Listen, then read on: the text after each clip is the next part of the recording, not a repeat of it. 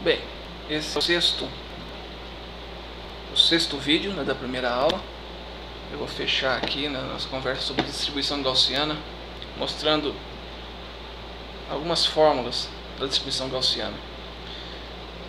E eu me lembro que isso pode ser um problema para quem está tentando entender o conceito, encontrar fórmulas diferentes para a mesma coisa.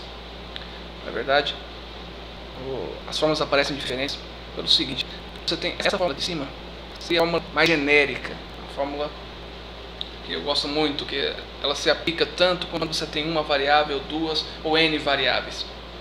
Nessa fórmula, esse x é um vetor, esse μ é um vetor, sigma é uma matriz, e a dimensão, né, desse vetor, a matriz vai estar relacionada com a dimensão do problema que você resolver. Nesses que a gente vem estudando até agora, né, a gente está trabalhando com duas dimensões, né, porque a gente está trabalhando com dois atributos naquele problema do couro. Se a gente tivesse mais atributos, né, além da cor, do alinhamento, dos pelos, quisesse pegar agora um outro atributo relacionado com o formato do defeito, com o diâmetro, né, daquelas regiões com defeito, algum dos N atributos que a gente pode pensar, a gente pode trabalhar aqui com vetores com mais dimensões. E aparece um exponencial aqui, né? Isso aqui é daquele efeito de como, quando você se afasta do centro exponencialmente, vai diminuindo a probabilidade de você encontrar ou gerar amostras. E o que aparece aqui nesses números que aparecem é para garantir que o volume, né, no caso o volume daquela distribuição, seja igual a 1, né, que a gente quer que seja uma distribuição, uma densidade de probabilidade. Então a probabilidade, quando você soma todos os possíveis, toda a região ali onde você pode gerar amostra, tem que ser 1, né? Tem que ser 100%, acho. E aqui embaixo aparece também a distribuição gaussiana, mas já diferente. O que foi feito aqui é simplesmente uma simplificação para o caso onde você tem uma variável. Quando você tem uma variável só, essa matriz é 1 por 1, então você tem um valor só. O μ vai ser um valor só, o x um valor só. Aí você consegue simplificar a fórmula, né? Esse sigma, né, agora seria o único valor da matriz de variância e covariância. Seria a variância. Agora você não precisa mais falar em covariância. Você não tem mais a variância no x, variância no y. Você tem uma variância só associada a essa única variável que você está trabalhando agora nesse modelo. Por isso a fórmula se simplifica. Aqui a fórmula, né, parece um pouco mais complicada, mas é a fórmula para o caso de duas variáveis.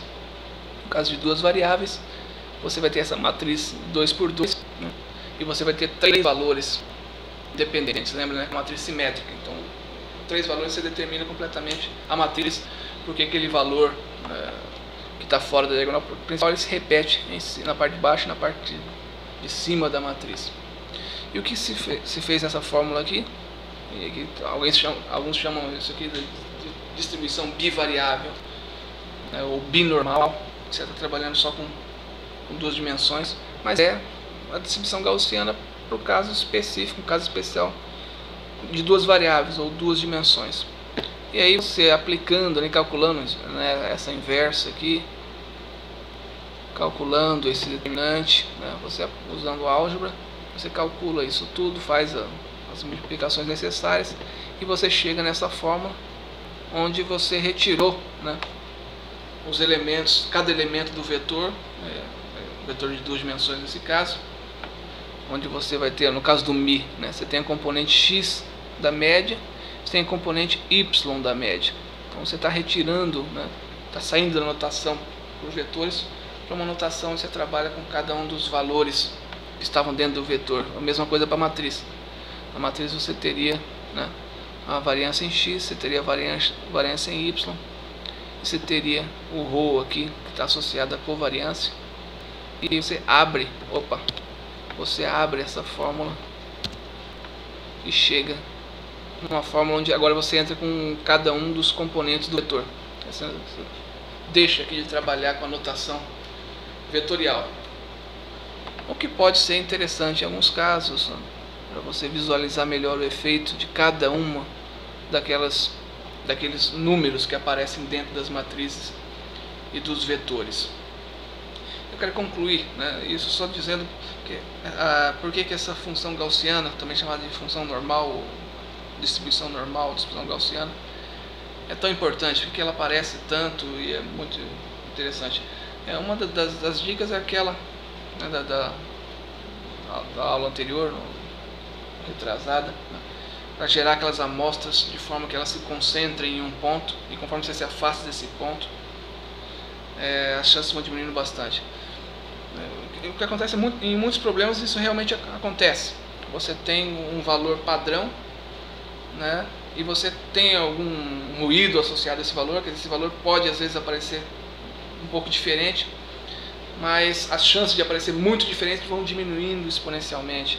Outra coisa interessante da gaussiana, e que no applet da aula passada isso você podia perceber, num daqueles applets, que a gaussiana ela aparece projetada no eixo x e no eixo y.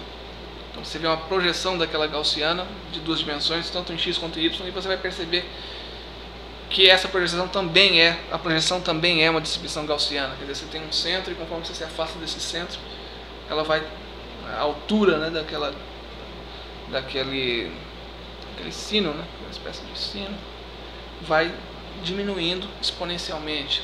Essa é outra propriedade interessante da distribuição gaussiana. E tem várias outras propriedades. A derivada de uma gaussiana vai ser uma gaussiana também. E outra coisa interessante para vocês depois darem uma olhada, ou quem sabe a gente faz até uma vídeo aula sobre isso, o teorema do limite central da estatística, né? Ele também, quando você tem muitas variáveis no seu problema, se você tem várias variáveis aleatórias, você tem que no limite a distribuição, né, dessas variáveis, você monta uma distribuição agora juntando essas variáveis todas, mesmo que elas não sigam uma distribuição gaussiana, a soma de todas essas variáveis, conforme você vai aumentando a quantidade, no limite tem uma distribuição gaussiana, né, a distribuição que modela a soma dessas variáveis. E isso, né, de uma certa forma, se o seu problema, você vai acrescentando outras variáveis no seu problema, mesmo que cada variável não seja gaussiana. Mas se você somar agora, juntar tudo isso no seu problema, e for usar todas elas juntas, esse teorema vai te garantir, né, que se você tiver uma quantidade suficiente de variáveis aleatórias, elas vão seguir uma distribuição gaussiana. Mas isso é só para, na verdade, você ter uma ideia de que aquele teorema lá, que é muito falado, um teorema bastante importante, ele também ajuda a você entender por que a distribuição gaussiana é tão importante na prática, para modelar problemas reais. É isso aí, obrigado.